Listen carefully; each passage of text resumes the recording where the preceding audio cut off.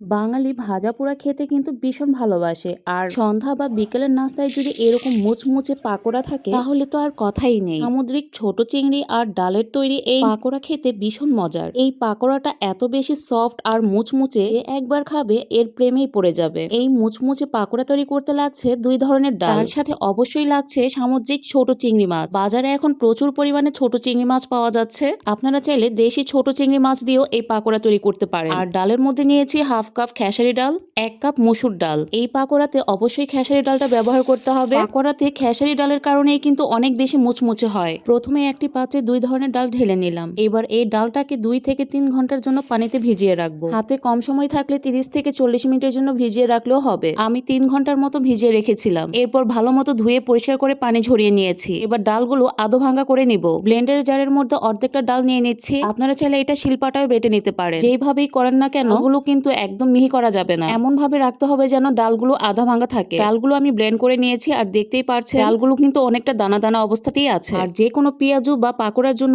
এরকমই ডালগুলোকে বেটে নিতে হবে অথবা ব্লেন্ড করে নিতে হবে। আর এখানে আমি অনেকগুলো চিংড়ি মাছ কিন্তু ধুয়ে পরিষ্কার করে পানি ঝরিয়ে নিয়েছিলাম। সেই মাছগুলো দিয়ে দিলাম। আর এই পাকোড়াতে কিন্তু মাছের পরিমাণটা বেশি হলে দারুণ লাগে। আমি একসাথে বেশি পরিমাণে পাকোড়াটা রেডি করে রাখবো। আমি এখান থেকে অর্ধেকটা ফ্রোজেন করবো আর অর্ধেকটা ভেজে আপনাদের সাথে শেয়ার করব। প্রথমেই স্বাদ মতো লবণ আর 1 চা চামচ হলুদের গুঁড়া দিয়ে ভালো মতো মাখিয়ে নিব। দেখুন ভালো মতো মাখানো হয়ে গেছে। এবার এখান থেকে আমি অর্ধেকের চেয়েও বেশি পরিমাণে ডালের মিশ্রণ ফ্রোজেন করব। এই একটি ঢাকনাযুক্ত বক্সের ভেতরে আমি বেশি অর্ধেক ডালের মিশ্রণটা রেখে দিব। এতে করে আপনি যখন ইচ্ছে ডিপ ফ্রিজ থেকে 1 থেকে 2 ঘন্টা আগে নামিয়ে এর সাথে অন্যান্য উপকরণ মিলিয়ে ভেজে নিলেই হয়ে যাবে। আর এই ডালটা আমি 1 মাসের জন্য সংরক্ষণ করব। এটি ভালো রাখার জন্য কোনো প্রকার কাঁচা উপকরণ ব্যবহার করলাম না। এবার পাকোড়ার জন্য আমি এখানে 1 কাপ পেঁয়াজ কুচি দিয়ে দিলাম। এই পাকোড়াতে পেঁয়াজের পরিমাণটা একটু বেশি দিতে হবে। স্বাদ মতো বেশ কতগুলো কাঁচামরিচ কুচি করে দিয়েছি। আর এখানে কতগুলো ধনিয়া পাতা কুচি আর পুদিনা পাতা কুচি আছে, এটা আমি পরে মেশাবো। একটা সাইডে রেখে দিচ্ছি। এবার স্বাদ মতো লবণ দিয়ে পেঁয়াজ কাঁচামরিচটাকে ভালো মতো মেখে নিব। আপনারা যে কোনো খাবার ফ্রোজেন করার ক্ষেত্রে কাঁচা পেঁয়াজ সহ ফ্রোজেন করবেন না,